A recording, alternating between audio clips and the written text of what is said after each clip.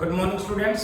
आज हम स्टडी करेंगे केमिकल इक्वेशंस के बारे में। Okay, it is the last topic from this unit, first unit, that is basic concepts in chemistry. So we shall discuss about the last concept of this unit, that is about the chemical equations.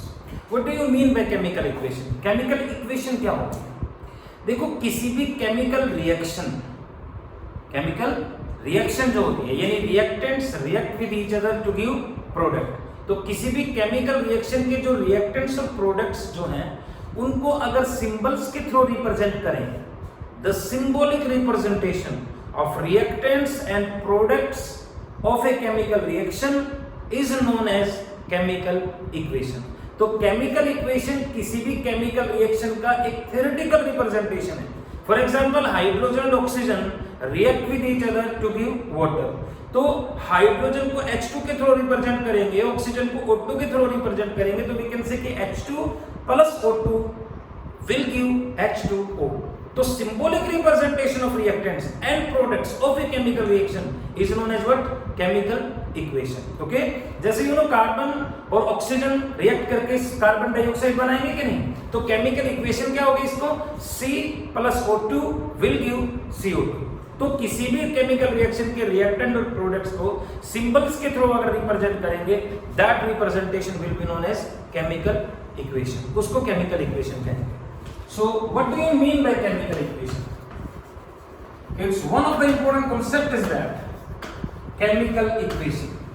तो chemical equation का मतलब we can say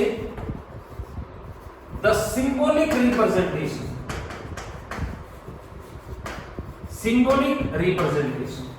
of reactants and products of a chemical reaction. किसी भी chemical reaction के reactants और products का जो symbolic representation है, that will be known as chemical equation. उसको केमिकल इक्वेशन कहेंगे. You know, for example hydrogen okay plus oxygen will react to give water. तो अब इस केमिकल रिएक्शन को सिंबल्स के थ्रू रिप्रेजेंट करें, यानी H2 gas will react with O2 gas to form H2. तो ये केमिकल इक्वेशन हो गई इस रिएक्शन के लिए. It is the chemical reaction और इसका थ्योरेटिकल रिप्रेजेंटेशन हो गया ये H2 plus O2. But you know here the oxygen is 1, यहां पर 2 है, तो बैलेंस करने के लिए हाफ O2 करने के लिए. सो ये एक कंप्लीट केमिकल इक्वेशन है. तो देखो, एक केमिकल इक्वेशन में क्या नाम है, रिएक्टेंट्स और प्रोडक्ट की जो फिजिकल स्टेट है दैट मस्ट बी रिप्रेजेंटेड. ये पहली कंडीशन हो गई कि रिएक्टेंट और प्रोडक्ट की जो फिजिकल स्टेट है that must be represented. A chemical equation must be completely balanced, यानी number of atoms towards reactant and products must be equal. ठीक है. अगर कोई रिएक्टेंट या प्रोडक्ट सॉल्यूशन की फॉर्मेशन में है, सॉल्यूशन की फॉर्म में है, तो हम उसकी कंसंट्रेशन को रिप्रेजेंट करें. जैसे जिंक को H2SO4 के साथ रिएक्ट करें, तो हमें ये रिप्रेजेंट करना पड़ेगा कि जो H2SO4 का सॉल्यूशन है वो डाइल्यूट है या कंसंट्रेटेड है. Okay, so what are the conditions of chemical equation? Conditions क्या होती हैं केमिकल इक्वेशन? फॉर एग्जांपल दें, लेट अस कंसीडर, आपको पता है कि कैल्शियम कार्बोनेट डिकंपोजेस, तो कैल्शियम कार्बोनेट का सिंबॉलिक रिप्रेजेंटेशन हो गया CaCO3. और thermal decomposition, it is the representation of heat triangle के थ्रू, तो ये डिसोसिएट हो जाएगा कैल्शियम ऑक्साइड जो कि सॉलिड होता है plus CO2 gas.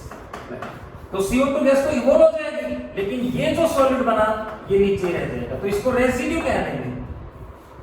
Okay, calcium carbonate decomposes to give. इसी तरह से for example you are having magnesium carbonate, और मैग्नीशियम कार्बोनेट को H2SO4 के साथ सल्फ्यूरिक एसिड के साथ रिएक्ट करेंगे तो क्या होगा? तो magnesium carbonate plus H2SO4. So H2SO4 is concentrated और डाइल्यूट. रिप्रेजेंट करेंगे, यानी जो सॉल्यूशन है उसकी फिजिकल स्टेट क्या है, उसकी कंसंट्रेशन को तो रिप्रेजेंट करना ही पड़ेगा. तो कंपाउंड क्या बनेगा? MgSO4. कार्बोनेट किसी भी मेटल का हो, एसिड के साथ रिएक्ट करेंगे तो डेफिनेटली डायरेक्टली CO2 और वाटर में डिकम्पोज हो जाएगा। जो CO3 था यहाँ पर that will be magnesium sulphate, ये जो बनेगा ये एक्वस सॉल्यूशन बनेगा यहाँ पर, there will be the formation of CO2 gas and there will be the formation of H2O, यानी physical states of reactants and products must be represented. तो conditions क्या होगी केमिकल इक्वेशन की? Conditions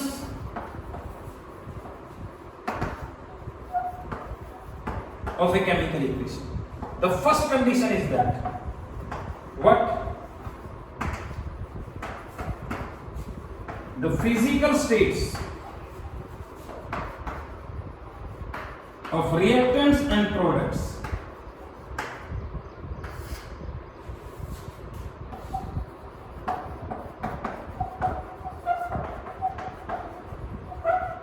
must be represented. यानी reactant और product की जो physical state है दैट मस्ट बी रिप्रेजेंटेड। ठीक है। Second we can say the concentration of solution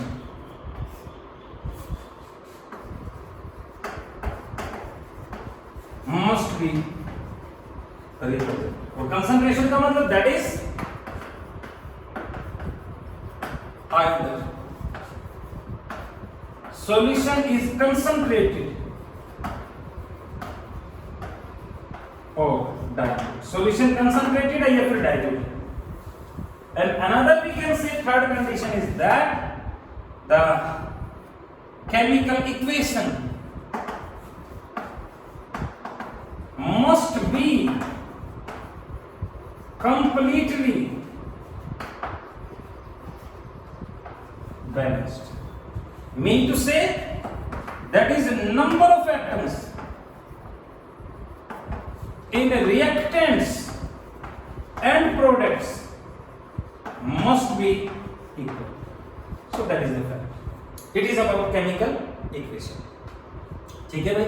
इसी तरह से अगर केमिकल इक्वेशन में हीट को भी रिप्रेजेंट करते हैं, हीट चेंज हो रहा है, फॉर एग्जांपल जैसे carbon solid plus O2 gas will react with each other to give CO2 gas, like that। तो इस रिएक्शन के ड्यूरिंग जो हीट चेंज है डेल्टा H वो -393.5 किलोजूल पर मोल। और डेल्टा H का साइन नेगेटिव है, ये आपने 9-10 में पढ़ा होगा कि डेल्टा H अगर नेगेटिव है तो definitely reaction is exothermic. Exo is coming from out, यानी हीट इज इवोल्व्ड। और अगर डेल्टा H पॉजिटिव है तो हीट इज एब्सॉर्ब्ड, उसको एंडोथर्मिक कहेंगे। तो डेल्टा H भी रिप्रेजेंटेटिव है, तो हीट चेंज भी अगर रिप्रेजेंट करेंगे वो केमिकल इक्वेशन जिसमें हीट चेंज को भी रिप्रेजेंट कर दे, that chemical equation will be known as thermochemical equation. तो ये थर्मोकेमिकल इक्वेशन होगा। तो केमिकल इक्वेशन तो क्या हो गया? Symbolic representation of reactants and products of a chemical reaction is known as chemical equation. और थर्मोकेमिकल इक्वेशन का मतलब chemical equation in which heat change is also represented। chemical equation जहां पर heat change भी represent है, that will be known as the thermochemical equation। Is it clear? So like that। तो chemical equation क्या होगी भाई? किसी भी chemical reaction के reactant और product को symbols के थ्रू अगर represent कर दे तो उस representation को क्या कहेंगे? chemical equation। तो केमिकल इक्वेशन के बारे में अगर आपको इंफॉर्मेशन है ना तो आप रिएक्टेंट्स और प्रोडक्ट्स की अमाउंट कैलकुलेट कर सकते हैं कि कितने रिएक्टेंट से कितना प्रोडक्ट बनेगा या इतना प्रोडक्ट बनाने के लिए कितना रिएक्टेंट लें, यानी amounts of reactants and products can be determined during a chemical reaction with the help of chemical equation. और जब रिएक्टेंट और प्रोडक्ट की अमाउंट को कैलकुलेट करते हैं, यानी रिएक्टेंट और प्रोडक्ट की अमाउंट्स के बीच में जो रिलेशनशिप होता है ना उसको बोलते हैं stoichiometry of a chemical equation. Stoichiometry, the relationship between the amounts of reactants and products in terms of mole, volume, weights. Amount किसी भी फॉर्म में होगी तो रिएक्टेंट और प्रोडक्ट के अमाउंट के बीच में जो रिलेशनशिप होता है उस रिलेशनशिप को स्टोकियोमेट्री ऑफ केमिकल इक्वेशन कहेंगे। लेकिन स्टोकियोमेट्री ऑफ केमिकल इक्वेशन को स्टडी करें, before that we shall discuss about balancing of a chemical equation. किसी केमिकल इक्वेशन को बैलेंस कैसे करेंगे, मतलब number of atoms in reactants and products how can be balanced? So we can say equalizing the number of atoms in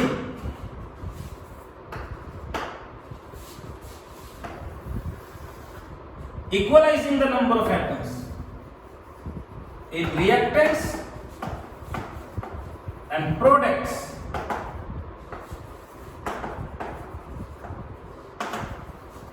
of a chemical equation.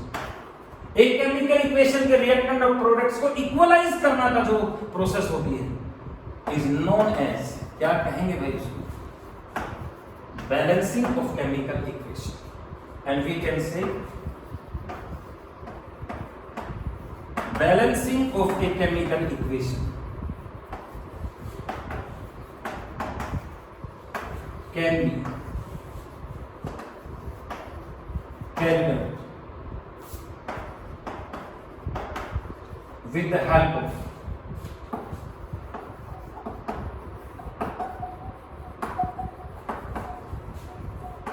two methods here. One is about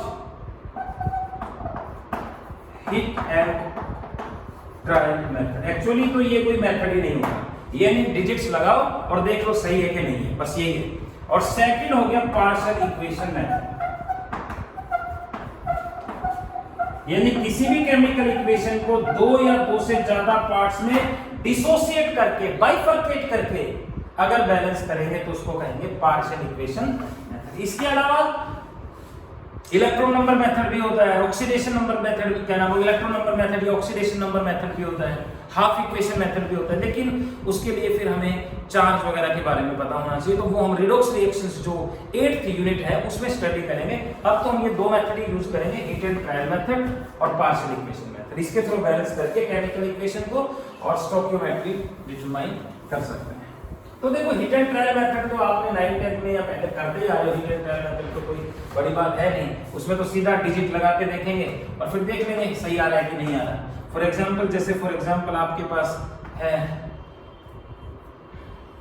let us consider MnO2 manganese dioxide is treated with HCl aqueous solution के साथ react करें और manganese dioxide is solid black colour powder होता है, तो product बन रहा है MnCl2 solid plus H2O liquid and there will be the release of Cl2 gas like that. So we can say MnO2 plus HCl will react to produce MnCl2 plus H2O plus Cl2. So what I can say, आप देख सकते हो यहाँ पर balance अगर हम करना चाहें तो देखो सबसे पहला एटम मैग्नीज है, तो मैग्नीज को देख लो, मैग्नीज यहाँ पर भी एक है, यहाँ पर भी एक है. आगे फिर ऑक्सीजन यहाँ पर दो है देखो, लेकिन इसमें तो ऑक्सीजन यहाँ पर है वो एक ही है, तो वहाँ पर दो ऑक्सीजन है तो यहाँ पर 2 कर देंगे नहीं, और जो भी फैक्टर अप्लाई करेंगे वो यहाँ पर ही लिखेंगे. तो ऑक्सीजन यहाँ पर भी तो वहाँ पर भी तो. अब देखो हाइड्रोजन की बात करें तो हाइड्रोजन इस तरफ अगर हम देखते हैं तो 4 हाइड्रोजन है कि नहीं बताओ, और 4 हाइड्रोजन एटम है, तो यहाँ पर HCl भी कितने करते हैं भाई 4. अब क्लोरीन हो गया आपके पास 4, तो 4 क्लोरीन इधर है तो इधर 2 क्लोरीन ये और 2 and I think it's balance. तो ये हीट एंड ट्रायल मेथड हुआ, यानी डिजिट्स अप्लाई कर दें और देख ले सही है कि नहीं, कर सकते हैं. इसी तरह से फॉर एग्जांपल जैसे मान लो आपके पास KMnO4 है, potassium permanganate. Okay, this compound is known as potassium permanganate. और पोटेशियम पर मैग्नेट जो कंपाउंड है इसको अगर हम हीट कर दें तो ये डिसोसिएट हो जाएगा K2MnO4, और K2MnO4 को कहेंगे पोटेशियम मैग्नेट. MAN लिख रहा हूं मैं यहाँ पर, G नहीं M नहीं, N नहीं लिखेंगे तो फिर ये मैग्नेट चुंबक हो जाएगा. K2MnO4 plus MnO2 manganese dioxide and plus O2 gas will be released, decompose हो जाता है KMnO4 को हीट करने पर. अब कांसेप्ट ये है कि how can you balance it. तो बैलेंस करने के लिए तो देखो पोटेशियम यहाँ पर 2 है और यहाँ पर एक ही है, तो 2 मोल कर दें कि नहीं, बिल्कुल. मैग्नीज 2 हो गए, एक मैग्नीज ये रहा, एक मैग्नीज ये रहा, तो मैग्नीज भी बैलेंस हो गए. अब आगे ऑक्सीजन, ऑक्सीजन इस तरफ 8 है, ओके, और यहाँ पर देखो 4 ये रहे, 2 ये रहे, 6 और 2 8, ये बैलेंस है. इसी तरह से for example you are having K2Cr2O7, the compound is known as potassium dichromate. ठीक है, और पोटेशियम डाइक्रोमेट को अगर हम हीट करें तो definitely it will be decomposed into K2CrO4 that is known as potassium chromate. और पोटेशियम क्रोमेट ये बनाएगा, दूसरा कंपाउंड बनेगा Cr2O3 and plus O2 gas will be released. तो O2 गैस को ऑब्टेन करने के लिए इनका डिकम्पोजिशन करते हैं। अब देखो इसको बैलेंस अगर करें तो पोटेशियम यहाँ पर भी 2 है और यहाँ पर भी 2 है, तो पोटेशियम तो बैलेंस है। क्रोमियम यहाँ पर 2 है लेकिन यहाँ पर तो क्रोमियम एक ही है, तो क्या करें इसको 2 से मल्टीप्लाई करें। ठीक है, अब पोटेशियम देखो यहाँ पर 4 हो गए लेकिन यहाँ पर तो 2 ही थे, तो इसको 2 से मल्टीप्लाई करना पड़ेगा। यही तो है hit and trial method, bar bar apply करके देख रहे सही आ रहा है कि नहीं आ रहा। तो पोटेशियम 4 हो गए, पोटेशियम 4 हो गए, क्रोमियम यहाँ पर 2 into 4 हो गए, तो 2 ये रहे और 2 ये रहे, 4। क्रोमियम भी बैलेंस हो गए, पोटेशियम भी। अब आ गए ऑक्सीजन पे, ऑक्सीजन 2 मल्टीप्लाइड बाय 7 14 है इधर, और इधर अगर 14 है तो देखो 8 ये रहे, 3 ये रहे, 8 and 3 11, लेकिन आपको 3 और चाहिए, ये तो 2 है, तो ओड नंबर में अगर चाहिए तो क्या करेंगे बताओ, 3/2, ताकि 2 से 2 कैंसिल होगी, 3 रहे, तो फ्रैक्शन में कर देंगे ओड है। नहीं अगर 5 चाहिए तो 5/2 कर देते, नहीं अगर 6 चाहिए होता तो सीधा 3 कर देते, लेकिन अगर आपको 3 चाहिए तो 3/2 कर देते। तो यू कैन गेट, ये हिट एंड ट्रायल मेथड होगा, बहुत इजी सा कांसेप्ट। इसी तरह से for example let us consider you are having sodium bicarbonate NaHCO3। अगर हम सोडियम बाइकार्बोनेट को हीट करें तो ये बनाएगा Na2CO3, sodium carbonate plus CO2 और प्लस H2।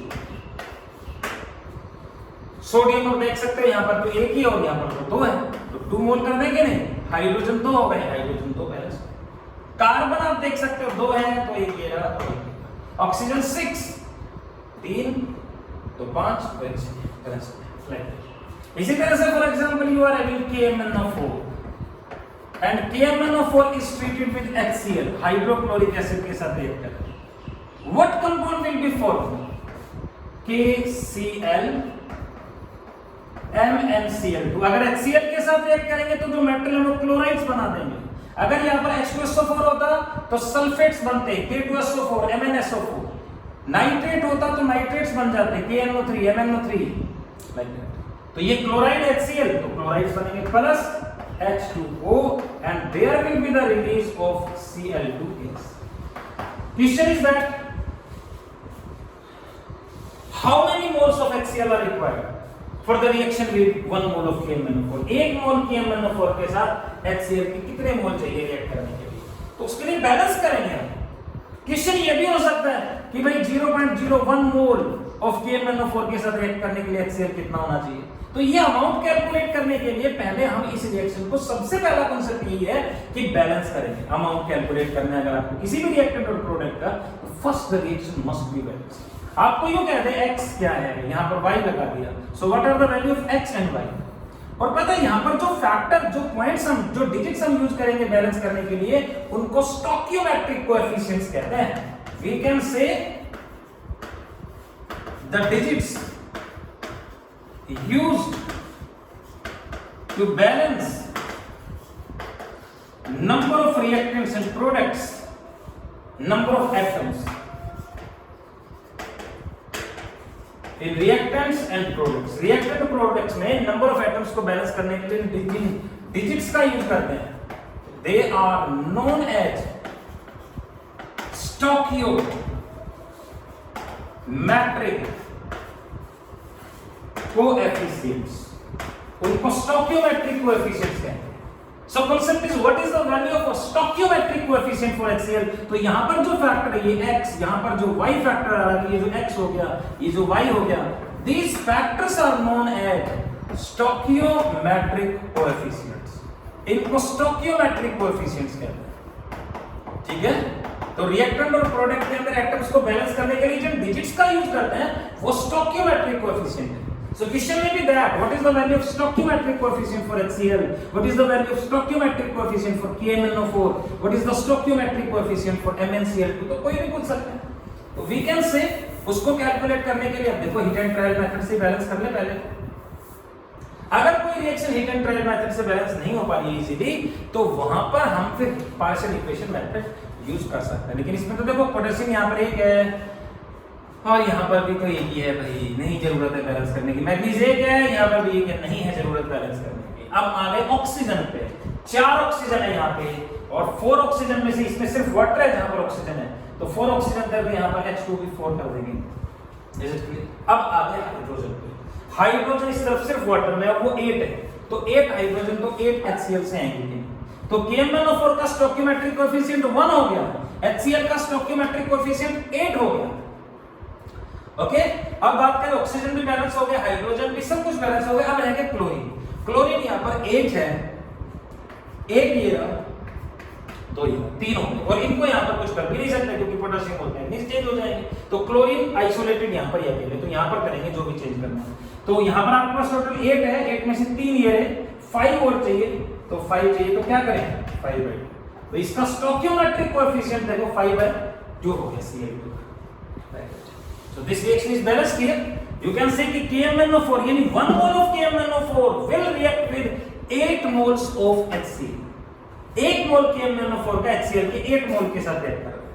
1 मोल KMnO4 का 5/2 moles of Cl2 प्रोड्यूस कर रहा है। यही तो है स्टोइकियोमेट्री कि KMnO4 की कितनी अमाउंट से Cl2 की कितनी अमाउंट बन रही है। So relationship between KMnO4 and Cl2 amounts is known as stoichiometry of a chemical equation. तो कर सकते हैं भाई। सो ये हिट एंड ट्रायल मेथड है, ये बहुत इजी सा है, इसमें कोई बड़ी बात नहीं। इसी तरह से सेकंड कांसेप्ट अगर हम स्टडी करें, so that will be known as partial equation method. इसमें एक्चुअली क्या करते हैं कि कोई भी जो केमिकल इक्वेशन है ना, उसको 2 और मोर पार्ट्स में डिकम्पोज कर देंगे, डिसोसिएट कर देंगे in this method.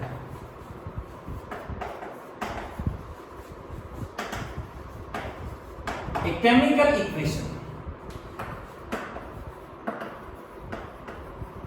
is dissociated in 2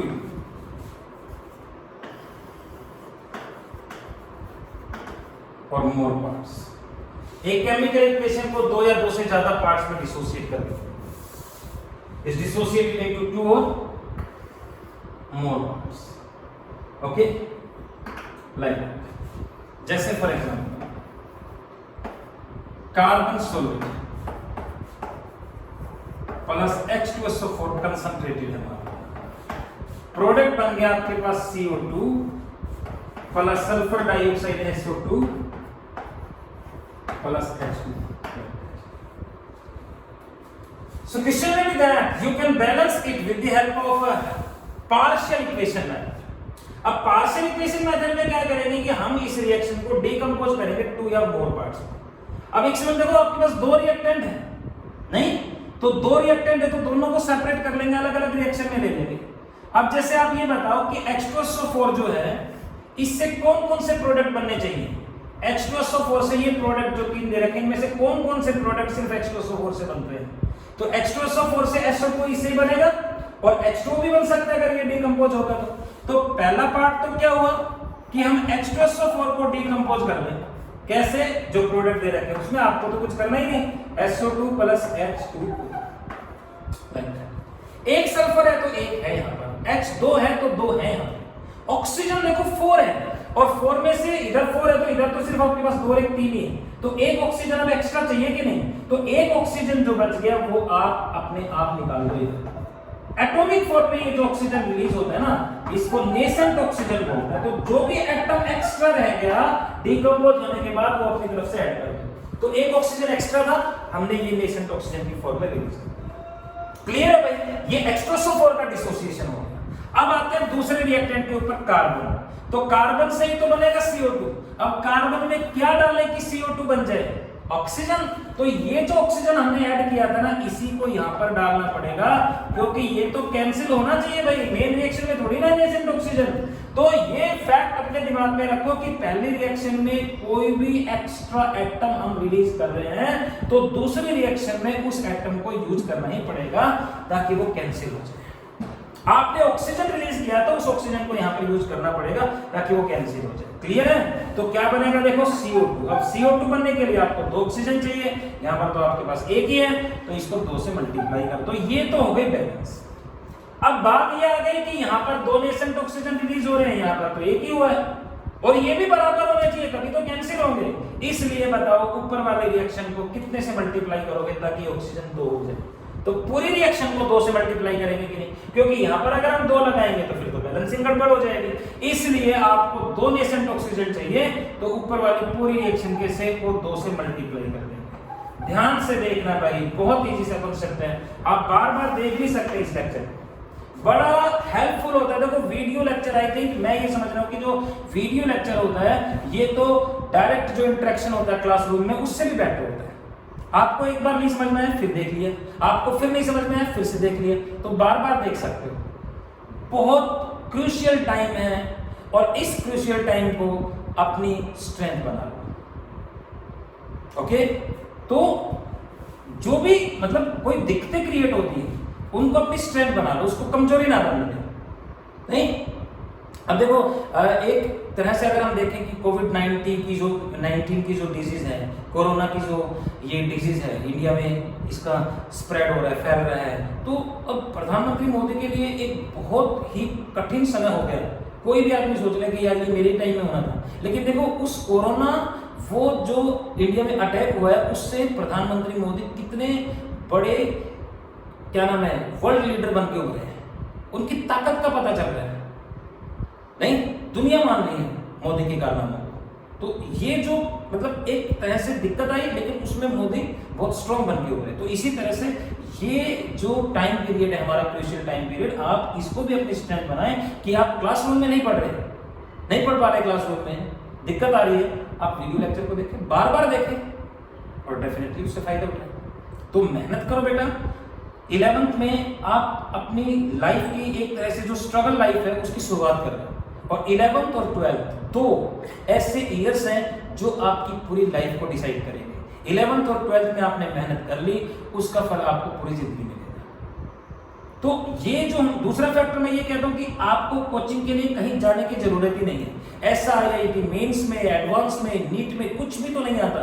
NEET में तो इतना इजी पेपर आता है, आप कभी भी केमिस्ट्री, फिजिक्स और बायो का पेपर उठा के देख लो, आपको NCERT से बाहर नहीं मिल रहा कुछ भी। मतलब जो 12th बोर्ड का पेपर आता है उससे ज्यादा इजी पेपर आपके नीट का पेपर आता है। इसी तरह से IIT मेंस का पेपर जो है वो भी बहुत इजी होता है। लेकिन बस बात यह है कि हम प्रैक्टिस करें, हम कोशिश करते रहें तो कुछ भी हार्ड नहीं है। अब कोई यूं सोचे कि भाई 11-12 करके फिर कोचिंग लेने जाएंगे कोटा या दिल्ली या फिर कहीं पर भी, तो वो तो बस सोचता हूं कुछ भी रहे। लेकिन अगर आप 11-12 रेगुलरली 7 से 8 घंटे डेली पढ़ते रहें, लिख के देखते रहें, न्यूमेरिकल्स को सोल्व करते रहें, ज्यादा से ज्यादा ऑब्जेक्टिव्स करें, MCQs करें, प्रैक्टिस आपको वहां पर भी करनी है। वो प्रैक्टिस क्यों ना हम साथ साथ ही करते रहें। बिल्कुल आप जस्ट अपनी 12th के जो टाइम है, जो पहला पेपर दोगे उसी में आप क्वालिफाई कर सकते हो। तो बहुत इजी है सब कुछ, बस मेहनत करने की जरूरत है, बैठ के पढ़ना है। तो डेफिनेटली आप जो है ना वीडियो लेक्चर को केयरफुली देखें बेटा, सीरियसली देखें और न्यूमेरिकल्स प्रैक्टिस करने की कोशिश करें, बिल्कुल कामयाब होंगे। ठीक है ना। तो ये देखो यहाँ पर ऑक्सीजन 2 है, यहाँ पर भी ऑक्सीजन 2 है, सो 2 ऑक्सीजन कैंसिल हो गए और यहाँ पर ओवरऑल अब इसको ऐड कर देंगे लास्ट में, दोनों को इंडिविजुअली बैलेंस करके फिर करने तो carbon plus 2 moles of H2SO4 will give 2 moles of SO2 plus CO2 plus 2 moles of H2. It is the partial equation method. तो स्टोइकियोमेट्रिक कोएफिशिएंट कार्बन का 1 हुआ, H2SO4 का भी 2 है, SO2 का भी 2 है, H2O का भी 2 है और CO2 का 1 है। क्लियर है? So carbon plus 2 H2SO4 and you can balance it. इसी तरह से another example I can take, let us consider you are having P4 phosphorus solid, it is treated with HNO3 nitric acid के साथ react करें and there will be the formation of what, क्या बनेगा H3PO4 plus NO2 and plus H2। अगर आप stoichiometry कर रहे हैं, हीट एंड ट्रायल मेथड से करना है तो ऐसे कर लो, नहीं हो पा रहा तो फिर पार्शियल इक्वेशन मेथड को यूज कर लेंगे। ठीक है। सो लेट अस कंसीडर, मान लो इस इक्वेशन को आपने पार्शियल इक्वेशन मेथड से बैलेंस करना है, तो आप ये देख लो 2 रिएक्टेंट है। अब आप देख लो HNO3 से कौन कौन से प्रोडक्ट बनने चाहिए, कौन कौन से प्रोडक्ट है तीनों में से जो सिर्फ HNO3 से बनेंगे, NO2 और H2O है। सो डेफिनेटली फर्स्ट पार्ट क्या होगा, कि HNO3 decomposes to give NO2 plus H2O। हाँ यस, वेरी सिंपल। हाइड्रोजन 2 है यहाँ पर, 2 करने पड़ेंगे भाई। नाइट्रोजन 2 हो गए तो 2 करने पड़ेंगे। Nitrogen balance, hydrogen balance. बात आ गई ऑक्सीजन पे, 6 है, 4 5। कितने नेसेंट ऑक्सीजन रिलीज करोगे बताओ? 1। आ रहा है कि नहीं समझ में? बहुत इजी से है, जो एटम एक्स्ट्रा बच गया वो रिलीज कर दिया। अब वो जो ऑक्सीजन फर्स्ट रिएक्शन में रिलीज हुआ है वो सेकंड रिएक्शन में यूज करेंगे कि नहीं? यानी जो P4 है वो इस नेसेंट ऑक्सीजन को यूज कर लेगा, लेकिन आपको तो बनाना है C3PO4, तो इसमें तो हाइड्रोजन भी चाहिए। अब हाइड्रोजन कहां से लाए? अगर हम सिर्फ हाइड्रोजन ऐड करेंगे तो आपके तो प्रोडक्ट में रिएक्टेड में गड़बड़ हो जाएगी, क्योंकि हाइड्रोजन तो अकेला है ही नहीं। तो क्या करेंगे? P4 प्लस ऑक्सीजन और हाइड्रोजन के लिए क्या ऐड कर दो? H2O। प्रोडक्ट बना लो। आपको तो कुछ करना ही नहीं, दे रखा है प्रोडक्ट में H3PO4। बैलेंस कर लो। फर्स्ट प्लस 4 है, बिल्कुल 4। हाइड्रोजन 12 हो गए, तो 12 हाइड्रोजन के लिए वाटर 6 करेंगे कि नहीं बताओ? Is it clear?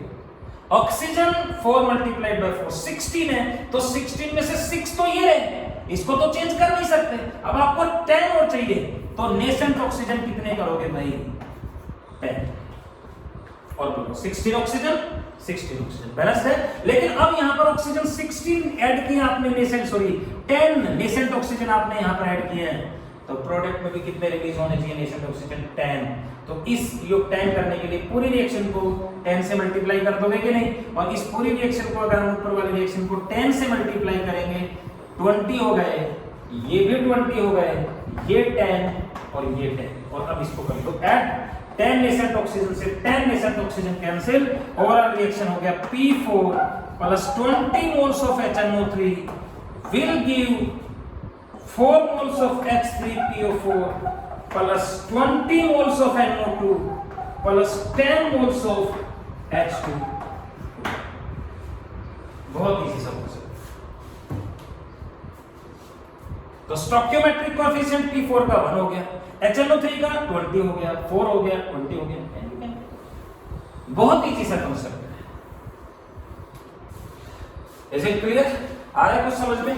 इसी तरह से मैं और एग्जांपल लेता हूं, जैसे KMnO4 plus H2SO4 plus FeSO4 ferrous sulphate, K2SO4 बनेगा, मैग्नीज सल्फेट बनेगा, Fe2SO4 होल थ्राइस। ये फेरस सल्फेट था, आयरन की ऑक्सीडेशन स्टेट +2।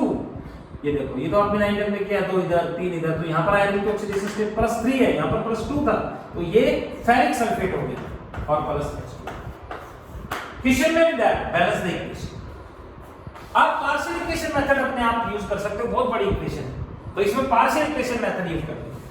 अब बात क्या है कि KMnO4 और H2SO4 के साथ तीसरी कोई भी स्पीशीज हो जाए, यहाँ पर कोई भी हो सकता है, फेरस सल्फेट हो गया, KI हो सकता है, COOH ऑक्सैलिक एसिड हो सकता है, कोई भी रिएक्टेंट हो सकता है।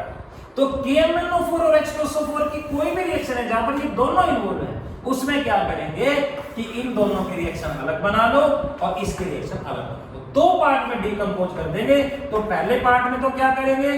KMnO4 को H2SO4 के साथ रिएक्ट करना। तीसरा कोई भी हो, दिमाग में रखना मैं क्या बोल रहा हूं, मैं KMnO4 और H2SO4 का एक पार्ट बना लेंगे, तीसरा अलग बना।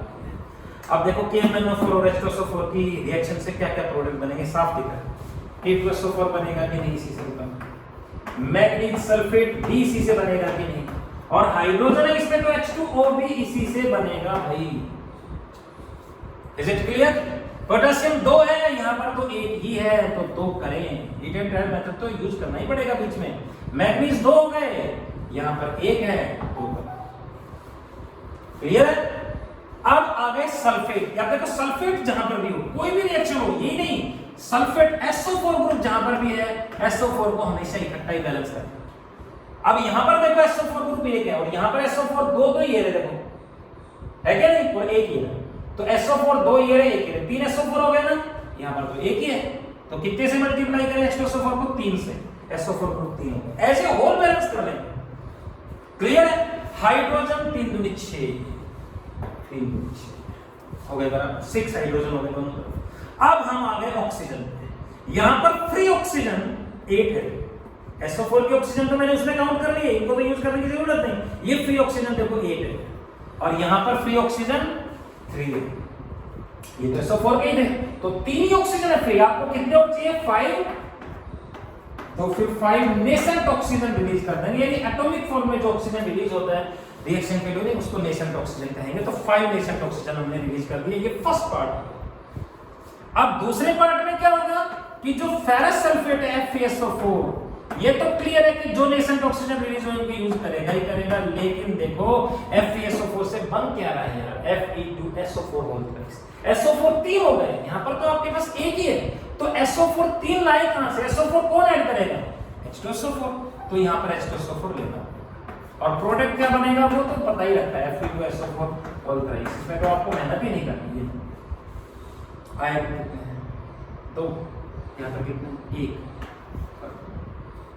SO4 2 और 1 3 बैलेंस। H2 और ये नेसेंट ऑक्सीजन मिल गए, H2O, ये रिएक्शन बैलेंस हो गई। लेकिन अब बात ये है कि नेसेंट ऑक्सीजन कितने यूज कर रहे हो आप? 5, और यहां पर रिलीज कितने हो? सॉरी, यहां पर नेसेंट ऑक्सीजन रिलीज कितने यूज कितना किया? 1, और रिलीज कितने हुए? 5। तो मैंने बताया ना कि जो नेसेंट ऑक्सीजन रिलीज होते हैं और जो यूज करेंगे वो बराबर होने चाहिए भाई। यहां पर 5 नेसेंट ऑक्सीजन रिलीज हो रहे हैं, तो यहां पर यूज भी कितने होने चाहिए? 5। आप इसको 5 करेंगे तो रिएक्शन की बैलेंसिंग में गड़बड़ होगी, इसलिए इस पूरी रिएक्शन को 5 से मल्टीप्लाई कर दोगे, और 5 से मल्टीप्लाई करेंगे तो 2 थे, तो ये 10 हो गए। ये भी 5, ये भी 5, ये भी 5, और ये भी 5। और देखो 5 नेसेंट ऑक्सीजन से 5 nascent oxygen cancel. Overall reaction क्या बनी? 2 moles of PMNO plus 10 moles of ferrous sulphate plus 5 and 3 8 moles of H2SO4 will give K2SO4 plus 2 moles of manganese sulfate plus 5 moles of Fe2SO4 whole thrice ferric sulfate and plus 5 and 3 8 moles of H2. So this is the balanced equation. Partial equation method से balance कर सकते हैं, ठीक है ना। तो ये आपको प्रैक्टिस करके देखनी है। आपकी बुक में एग्जांपल्स हैं, मैं भी आपके पास सेंड कर दूंगा, तो आपको प्रैक्टिस करके देखनी है, और जितनी प्रैक्टिस करोगे उतना ही फायदा है। मैं कितना ही समझाऊंगा इसके बाद डिपेंड करता है कि आप प्रैक्टिस कितनी करते हैं। तो बेटा बिल्कुल प्रैक्टिस करके देखना। ये बैलेंसिंग के बारे में स्टडी कर दिया। अब नेक्स्ट लेक्चर में आपके पास सेंड करूंगा स्टोकियोमेट्री का, and that will be the last lecture of this unit, ठीक है। तो ये आप प्रैक्टिस करके देखना, इसके बाद हम स्टोकियोमेट्री का लेक्चर सेंड करेंगे। Thank you.